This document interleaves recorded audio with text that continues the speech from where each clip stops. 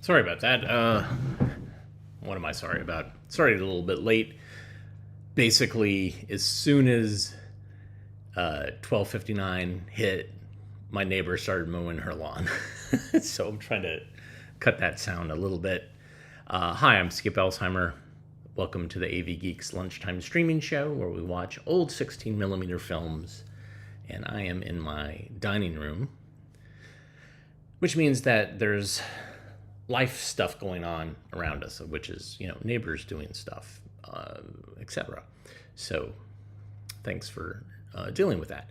All right, so we watch 16 millimeter films and don't gripe about our where we're located at the moment. In this first film, we have been scanning a bunch of Orgone archive. Orgone spelled Orgone, not Oregon. Kind of loosely based, named after the Wilhelm Reich concept, although the collection has nothing to do with Wilhelm Reich. But this is a cornet film, which we haven't shown yet. How to Investigate Vocations. Dig that beautiful Kodachrome footage.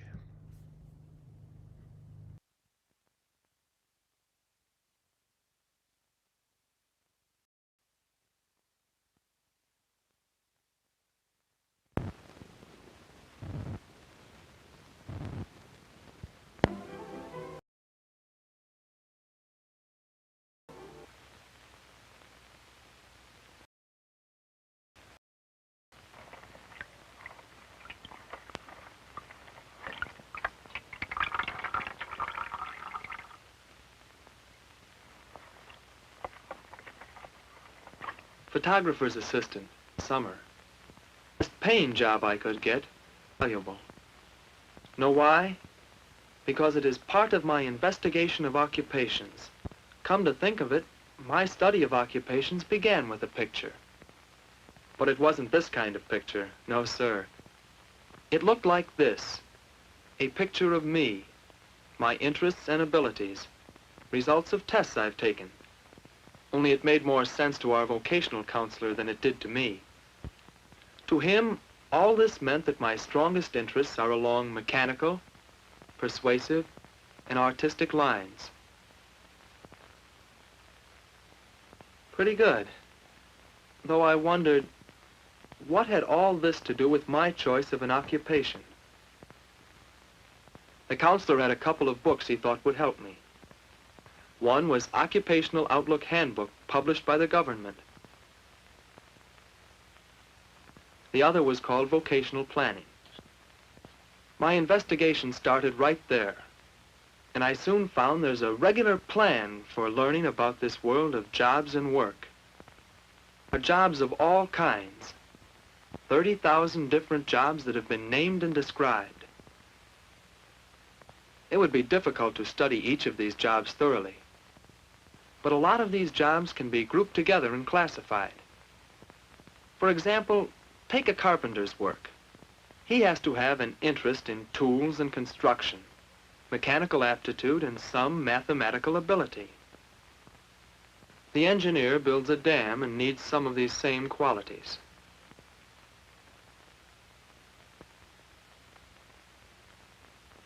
A little study showed that jobs can be classified according to basic requirements. My profile had shown me what my strong points are: mechanical, persuasive, artistic. Now it was up to me to find the job classifications for which I am fitted. To choose the jobs to investigate, an important step. A chart in this book helped. Look. Types of work, basic requirements, related jobs. There were several types of work I almost fit into, but there was one in particular: photographer. Interest in photography, manual dexterity and artistic ability, with some mechanical ability and sociability. Plenty of related jobs, too. Those were the jobs to investigate. But what kind of jobs are they? What have they got to do with photography? I began to think through everything that I wanted to know about these jobs. Question after question turned over in my mind. questions about working conditions, pay, special training, and security. A blueprint photographer's work is steady, but is it artistic? A photo engraver needs real talent. Wonder what the pay is. How many years did he train for the job?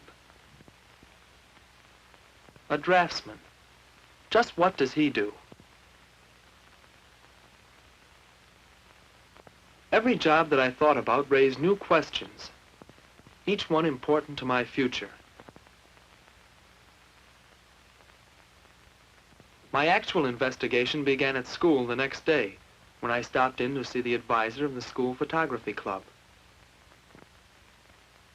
This is an important step. When the field is narrowed down, talk to someone who is actually doing the work, someone who has first-hand experience.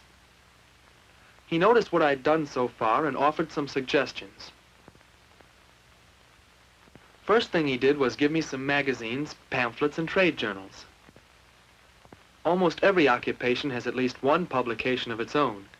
Some have a great many.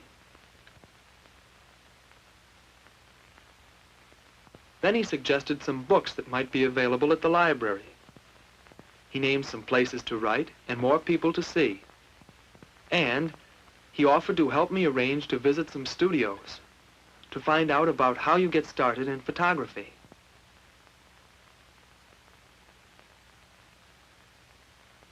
Boy, things were really rolling along for me. I could see that. The next chance I had, I went to the library. I found many books and magazine articles listed in the card catalog and reader's guide. All the latest information on photography and related fields. All branches were covered. I was finding answers, but I still had more questions listed in my notebook. For example, type of work, portrait photographer. Question, what is the history of the job?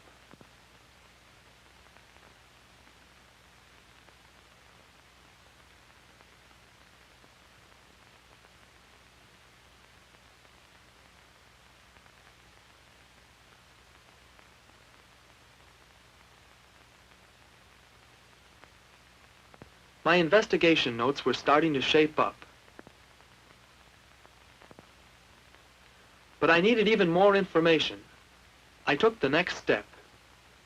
I did some writing to schools, to companies, to photographers' associations, to the government, asking for the information I needed. Then there were the interviews that had been arranged for me. I talked to some people actually working in the motion picture field. I learned a lot from them.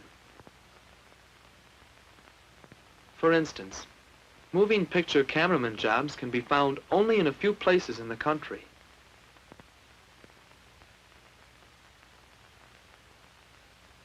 A draftsman's work doesn't involve working with people very much, mostly by yourself at a drawing board. Static printer's work is more mechanic. A portrait photographer's work, well, it's mechanical, it's artistic, and you always work with people. That's where persuasion counts. I was getting somewhere. There were meetings of the camera club, and they were a help too.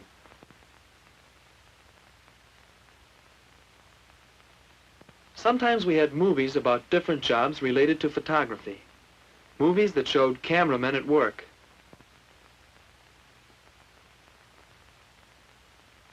I learned something I never thought of before. News photographers are always in a hurry.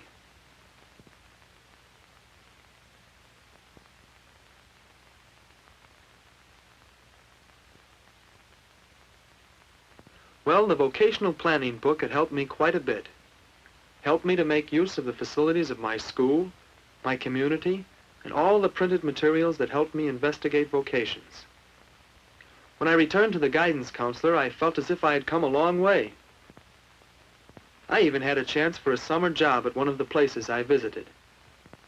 I was advised to try it as a part of my investigation. I decided to take the job. That's it. The story of how I happened to be on this summer job. It's part of my investigation of occupations. Next year, well, there's much more to find out. More jobs to investigate before deciding on my life's work. Do you have a plan for investigating vocations before you decide on your life's work?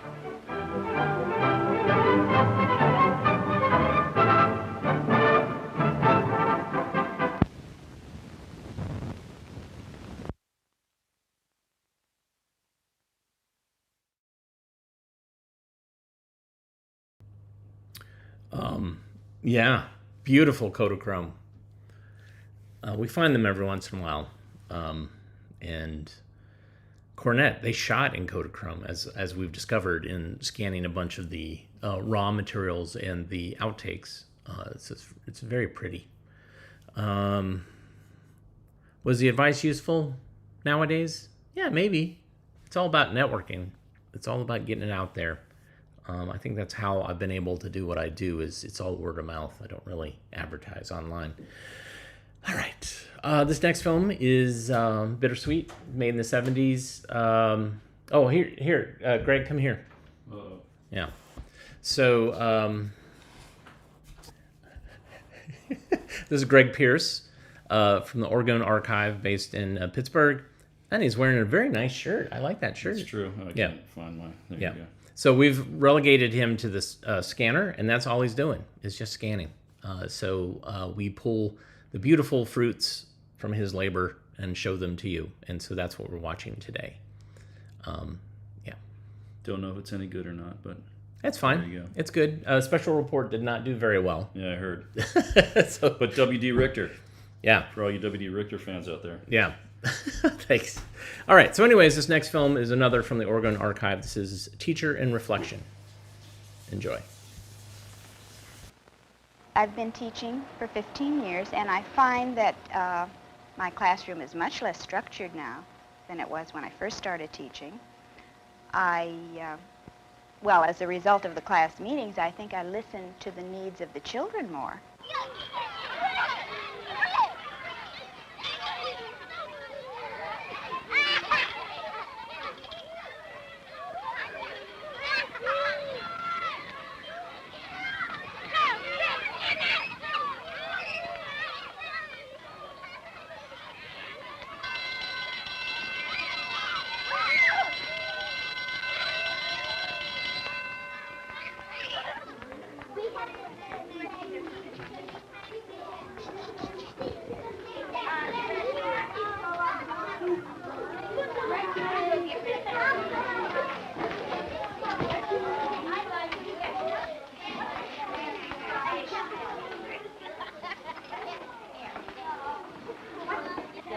Boys and girls. Before we begin the topic we were going to continue from yesterday, we had a problem downstairs. Danetta, do you want to tell us what was bothering you, honey? Danetta came in new several days after the semester began, and she was new to our school, she was new to our room, and she was very unhappy and quite lonely, and as a result, she became very belligerent. But I hadn't noticed the extent to which she was isolated until the meetings began. At first, when we got in line, and Mama just hit me for nothing, and then we had a whole fight, and he almost made me mad. I'm about to lose my temper. She I didn't want it to, because I fight like my mama, and I do fight like my mama. My mama's wild, and I fight wild myself. I don't want to hurt him, so I just cool my temper down some. Did you ask him why he hit you, Danetta? No. Did she do anything to you? Speak, honey. Tell us what your reason was. He wanna go up in line. He hit me first, so I hit him back. He pushed me because I wasn't even going yet. I told him I will go in a second, so I said I did too. Come up here, Maury, and show us exactly what happened then. I didn't like that. So. What was accomplished by acting out the fight? What I was trying to show the rest of the class is that this didn't accomplish very much. They're one pushing the other and the other pushing back, and I think I was just using that as an example for the other children to come up with some ideas of a better way of solving their problems.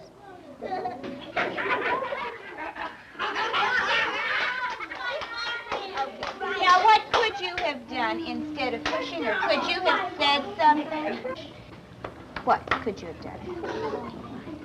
Can you call on one of your friends maybe to help you? Kevin has an idea. Walter Ray? You don't get into trouble that way, but does it help you get rid of your anger?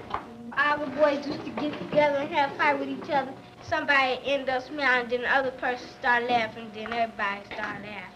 Is that a good way to end a fight if you smile at the other person? I had not realized I was doing that. I asked them the question, but I put the words into their mouths by my smile and my tone of voice. Yes, you did. Do you think so, somebody? Look at somebody. Gretchen, I'm going to ask you to change seats with Alvin. Would you, honey? Thank you. Okay.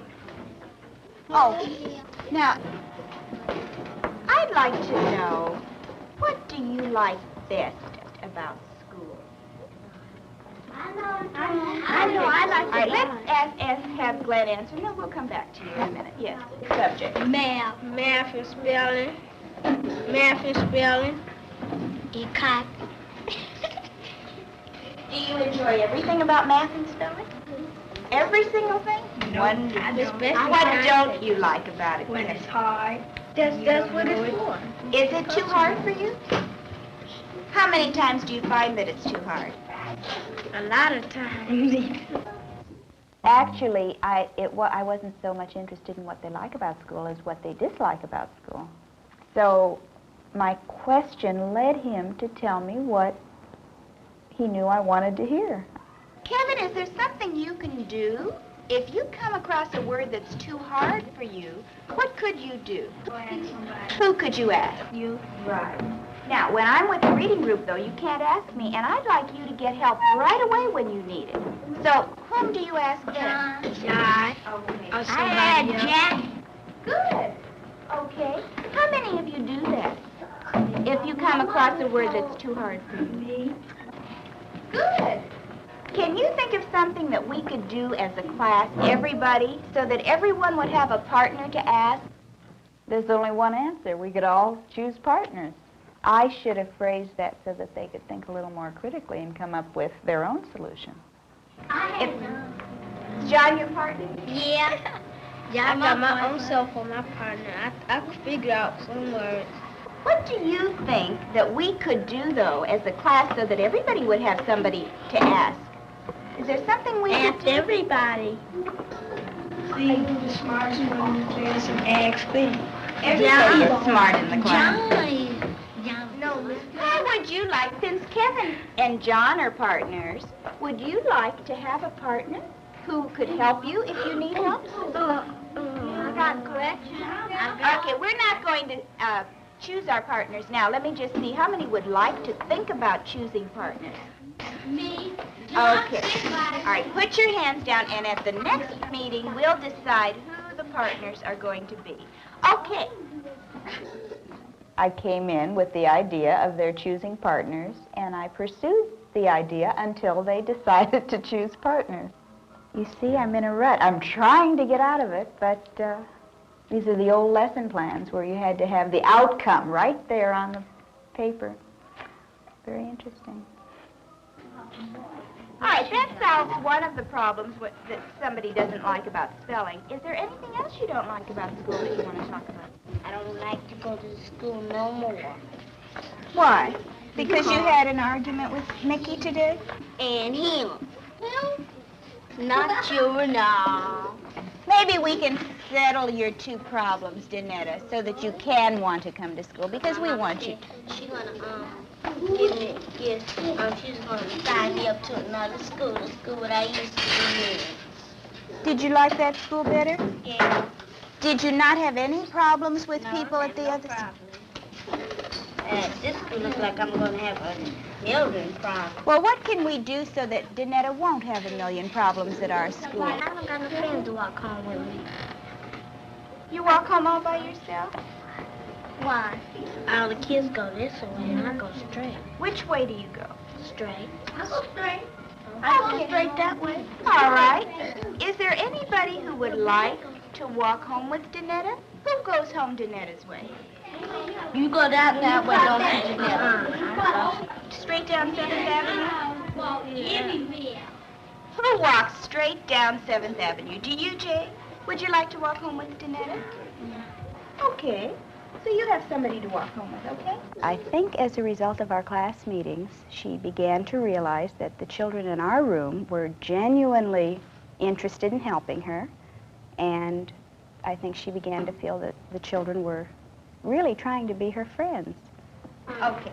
You be thinking about anything else about our class, our reading, or our math, or any subject, or anything about our classroom that you would like to change, and we'll discuss that at one of our next meetings, okay? Okay. Are there any questions before you go back to your seats? What you would? Reynolds may go back and begin working quietly. You seen yourself on film, Hope? Oh, tremendously, of course. I'll be more aware of what I've been doing in the past, I hope, and I'll just change my questions in order to encourage critical thinking on their part. I hope. If I can do that, I'll have it made.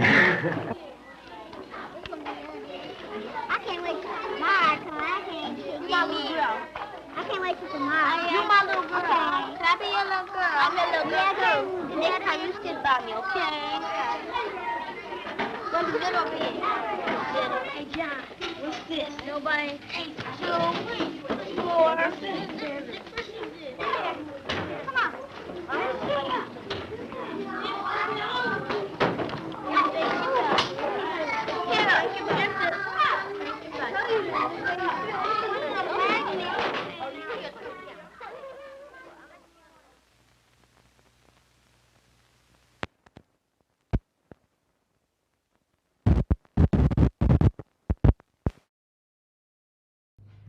So those films from the 70s that have kids talking, actual kids talking, is it's a soft spot for me, because obviously I grew up in the 70s, and that was what we would do sometimes, is we would sit and talk. And it's glorious. That fight at the beginning, too, on the playground was also really great. So there's more films like this that I have, from some from the 60s as well. Not so many in the 80s, though. It's kind of interesting. All right. Let's see what's next. We have lots of choices that we have to make. And are you choosing for happiness? Let's see. This film is a little spicy, but it's still pretty good. Enjoy.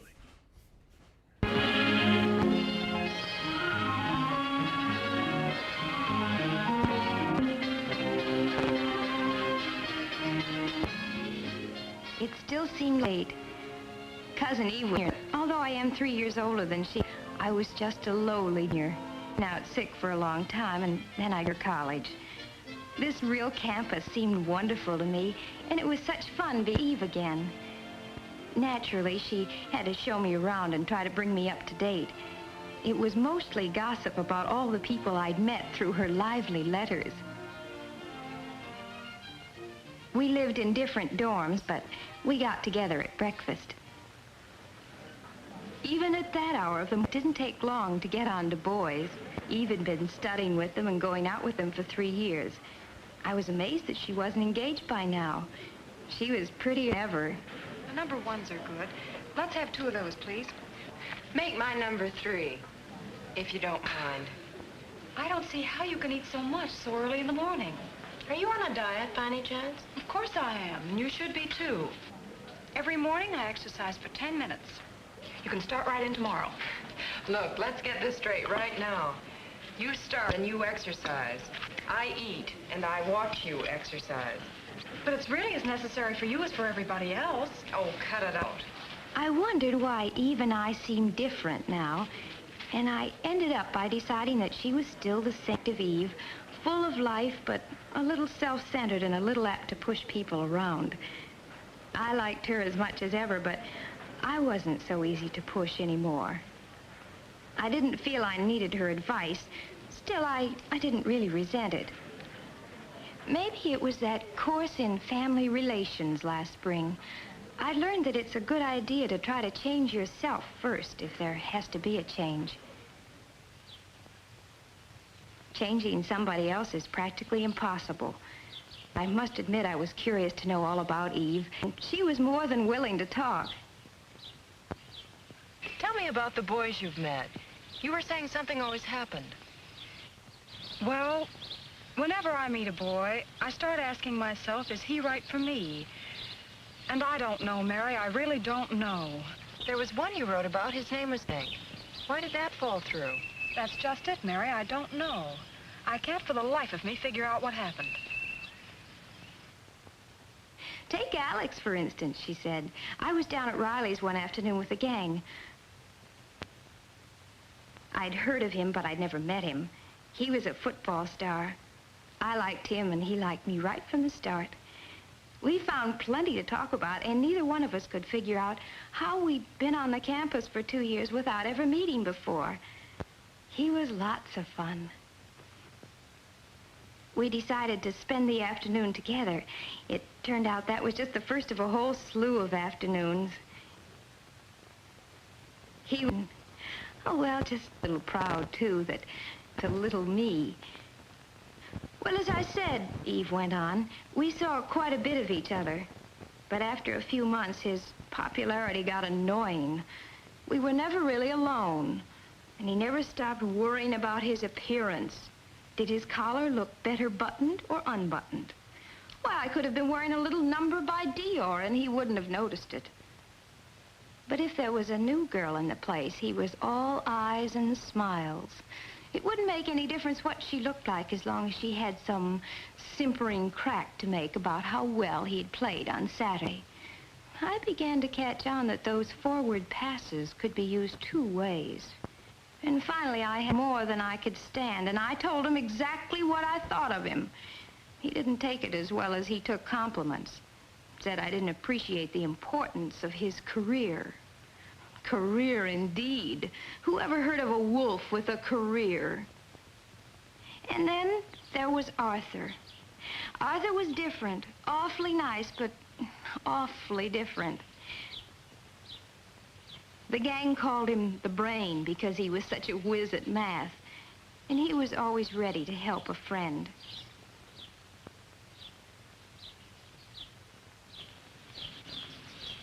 You're different from other girls. That's what you think. You're smarter. You're almost like a man. Oh, no, I'm very much the woman. I don't think of you that way at all. I don't get you at all. I know. You think math is exciting, but you really ought to get yourself straightened out. You'd be surprised how many things are just as exciting as math. Now, really, you don't think there's anything wrong with me? Oh, forget it. I've got to go now. We'll talk about it some other time. But there never was another time, said Eve. I was just another problem to him.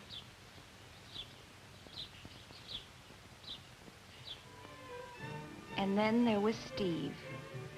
Steve was Eve's boyfriend for a whole spring term. He was cute, she said, and really romantic. He had his own workshop where he made boats and things. Eve used to come by to pick him up after her classes were over. Come on, Steve, you're waiting for you. Oh, I don't know, Eve. Why can't we just hang around here for a while today? You can help me paint and we can listen to some good music. It'll be fun. Is that your idea of fun? I want to be with people. Oh, What's wrong with that, Steve? nothing. Oh, come on, you'll have a good time. Hurry up and get on your shorts. He never wanted to leave that old carpenter's shop. I tried to get him out once in a while, really I did. You know, Eve, you can't make a man over like you do a room.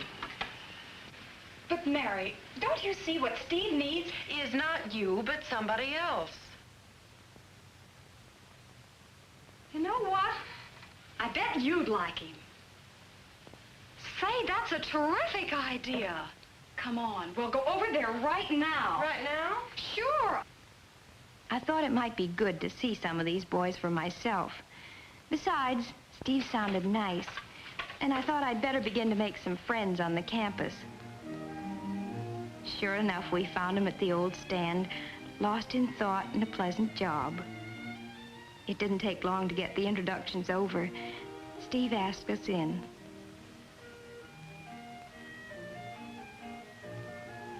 It seemed like a nice place with a real atmosphere of its own, but evidently not one that Eve liked especially. But Eve is like that, jumpy, full of energy. She never could sit still for long.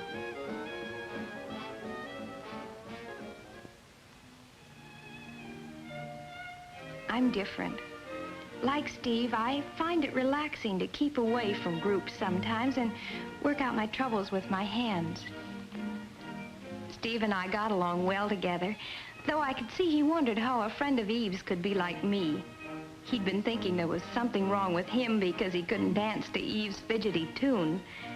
As a matter of fact, Steve was not the boy for me either, even though I liked him a lot. It would be too much like spending time with a twin brother. We're too much alike. I told all this to Eve the next day when we had a riding date. It was Saturday and the classes were over at noon. Now you see what I mean, Mary? All these boys are nice in their own way. They all have something I like, but it's only one side of their character. But the something Eve liked about a boy can't be separated from the rest of his personality. I couldn't make her understand that, but I did stick my neck out a little way.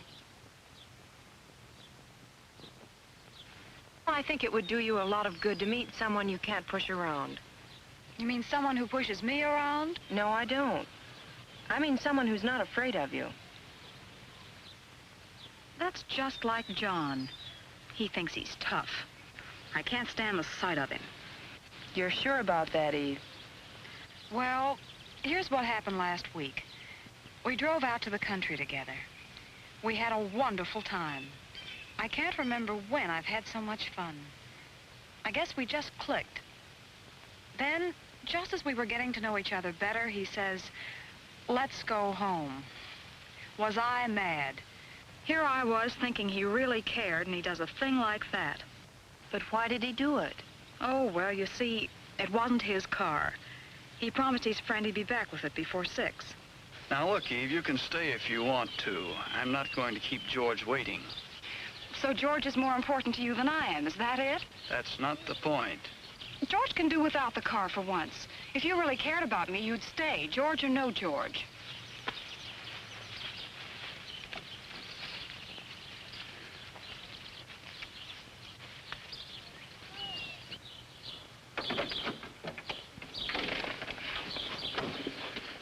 You wouldn't want me to break a promise, would you? Why not? Well, I won't. I'm not going to let George down, even for you. You'll start sprouting wings if you don't watch out. Move over, boss. You're so inconsiderate. Look who's talking. Why, someone ought to take you across his knee and give you a good spanking. Might make you more human. Maybe you're the one to do it. Maybe, but I doubt it.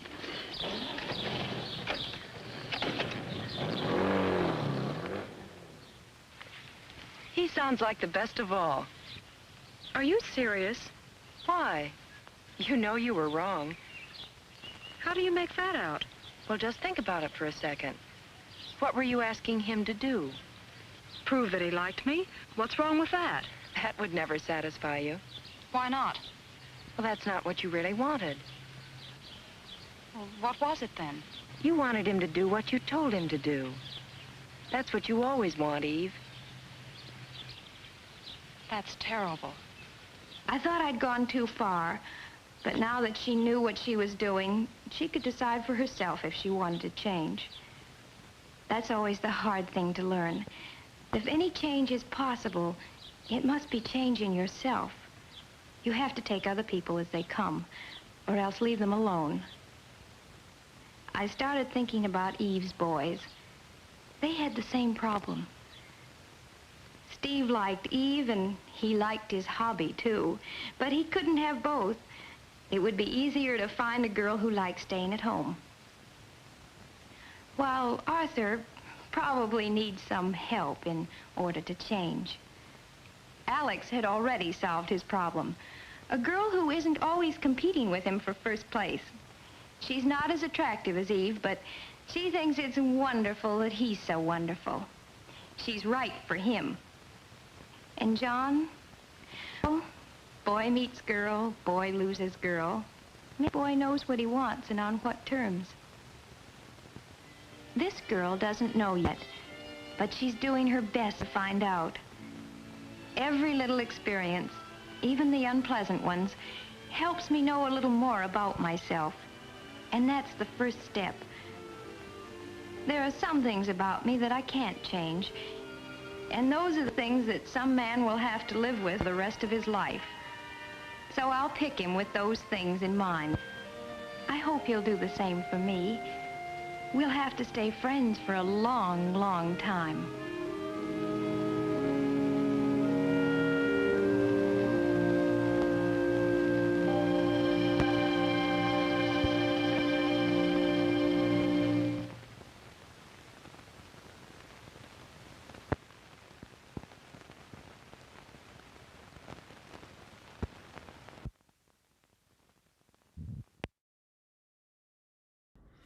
So these films were made to try to foster better coupling with people.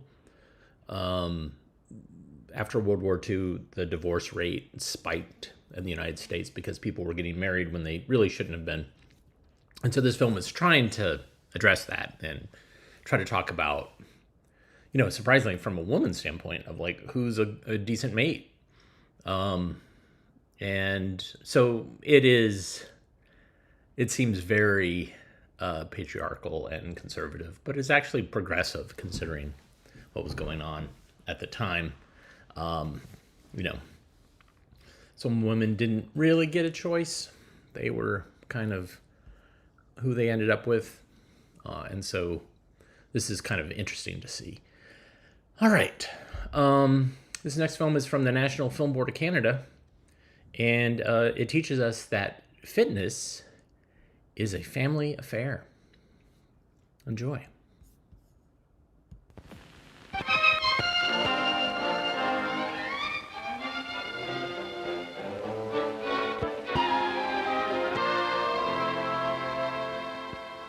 This is a street in a Canadian town, become a convenient, even though unsafe and illegal playground.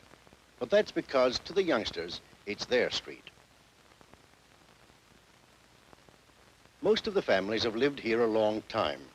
They know each other fairly well and exchange casual visits now and then.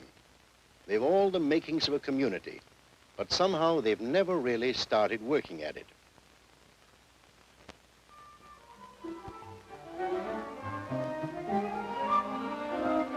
Take Ed Logan and Sam Jones, for instance. Been neighbors for 10 years or more.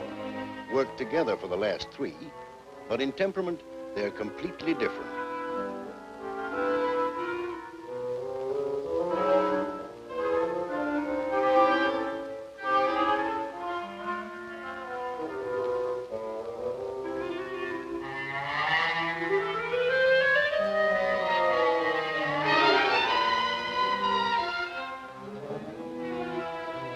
Now, maybe Ed didn't start out like this, but he's certainly no ray of sunshine. At his job, he's tops, but at home, he seems to get worse every day.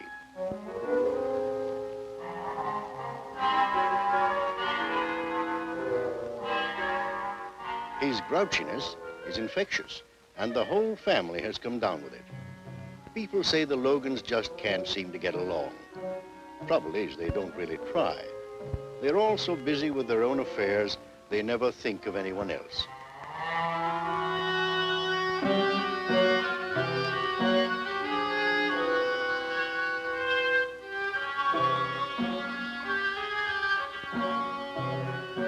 The youngsters are just as bad.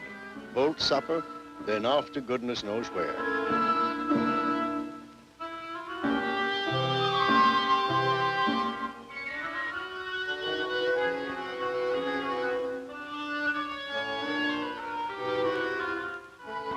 Cooperation is an unknown element in this household.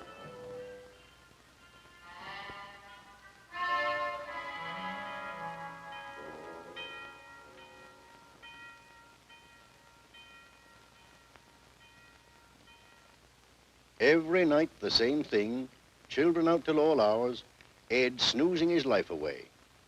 As a family, the Logans have drifted apart. As individuals, they're lonely and feel not wanted.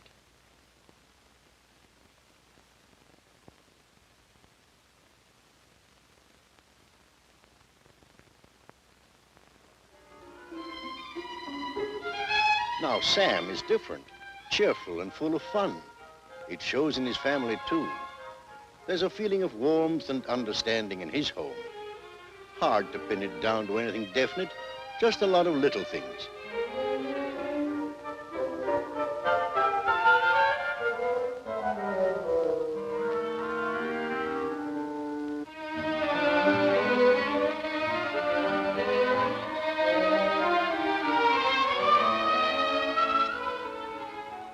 Sam's family started out right. They worked together at running their home, each doing a fair share.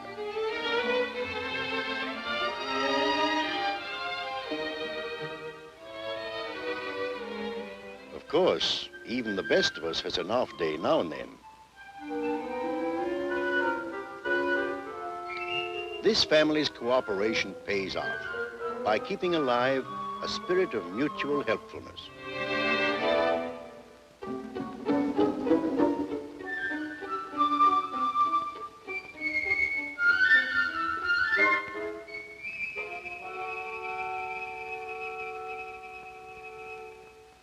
They all have hobbies or a leisure activity of some sort and are really interested in one another's work.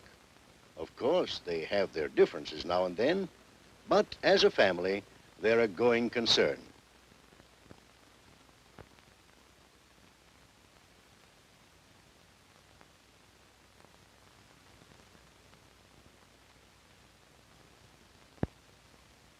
They take their fun together as a matter of course.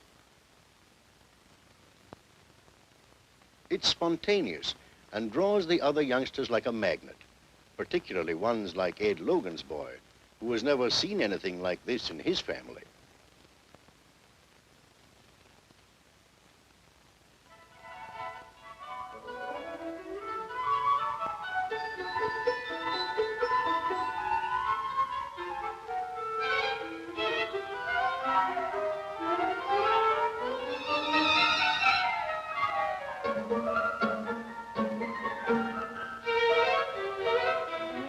When Sam decided to build a rumpus room in the basement, he had no idea how popular it would be.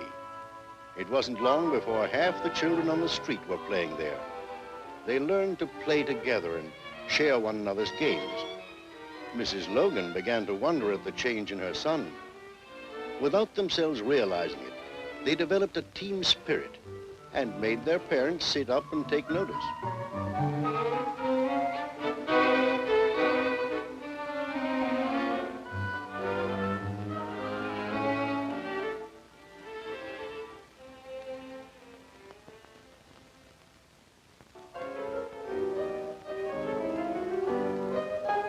With the older ones, it started by Marilyn and Bob inviting their friends over for an evening's fun. In a few weeks, the rumpus room developed into a real teenagers' rendezvous. They organized weekly fun nights and began to plan further activities. They wanted a workshop and could raise the money to equip it. But where to have it was a problem. Someone suggested Ed Logan's empty garage, but his son wasn't so sure. Knowing his father as he did, there didn't seem to be much hope of any cooperation there. but he said he'd ask about it.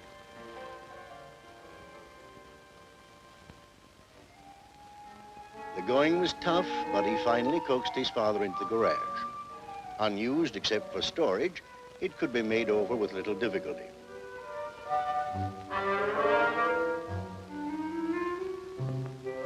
Hard to believe, perhaps, but underneath, Ed's really okay. He's just been off on the wrong foot too long. His son felt if he could sell his father the idea, the rest would be simple.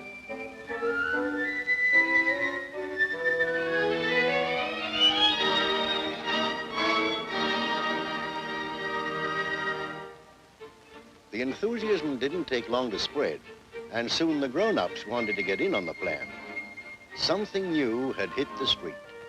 Team spirit, you might call it, getting things done by cooperation.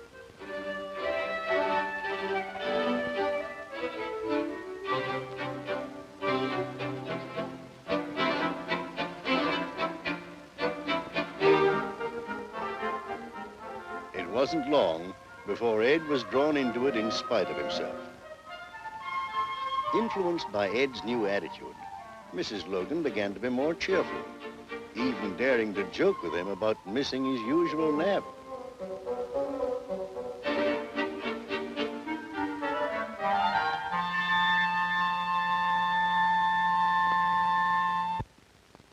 At first, the women were a little jealous of the new project. The men seemed to be having such a good time.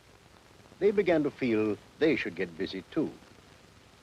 Working together, they found themselves looking forward to each other's company and the exchange of ideas.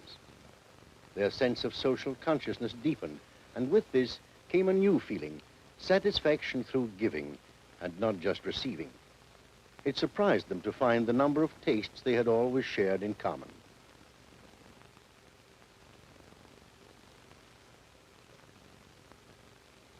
Out of this understanding, new ideas began to develop.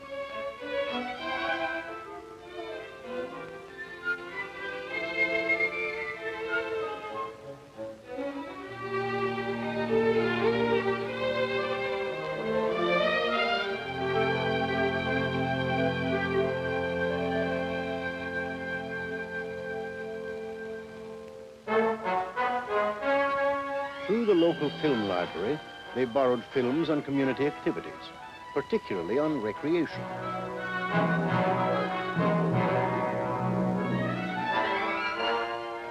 They discovered that many communities in various parts of the country already have well-established recreation programs. Schools, church basements, town halls, as well as vacant factories and warehouses assume new duties and become community centers. Local councils give advice and funds, for recreation can contribute much to the physical, mental, and spiritual health of the community.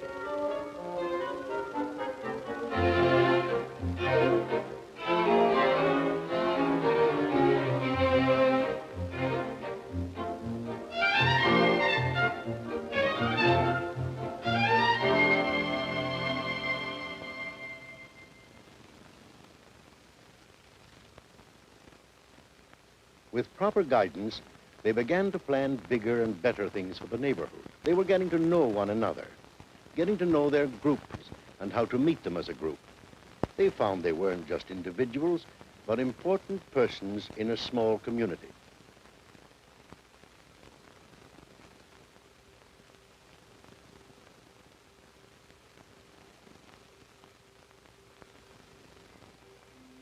A backyard nursery was their first major effort. Mothers took turns at looking after the children. This gave them time to spend on projects for which they had never found time before.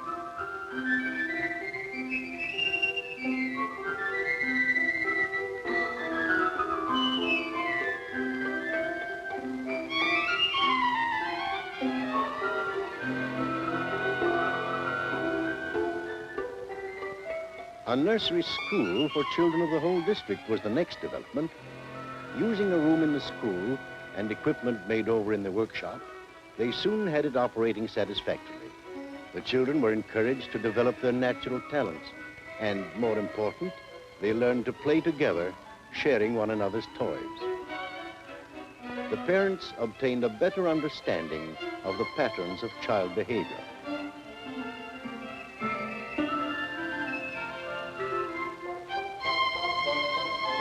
News of their progress was watched with interest by others outside of the neighborhood.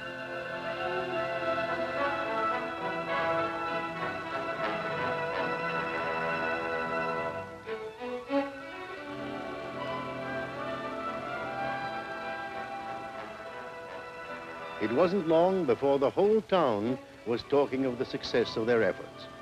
Of that success, there was never any doubt. Through recreation, they have found an outlet for their creative abilities and for carefree enjoyment that satisfies both individual and group interests.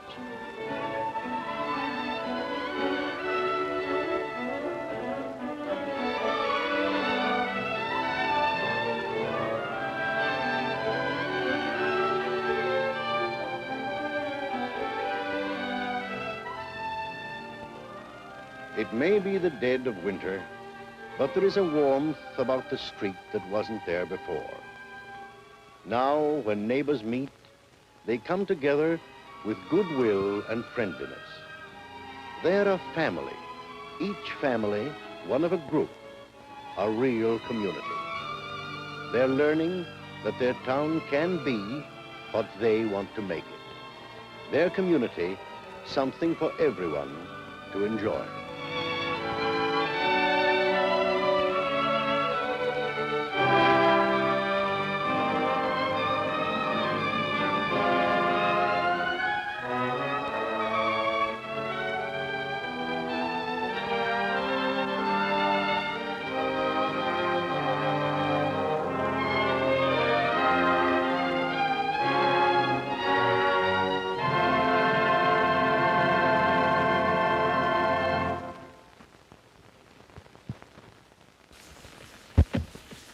So that's surprising. I was expecting physical fitness, not social fitness. That's really a great film.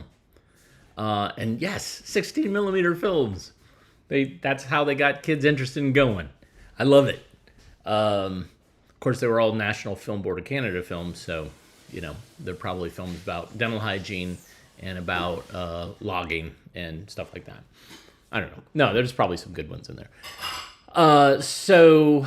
I had mentioned that over the weekend I had done the Bastard Film Encounter, and I've been showing some bingo cards where I would bring up, once I got the number, a ping pong ball from my bingo blower, then I would pull up a card and then talk about it. So here's an example.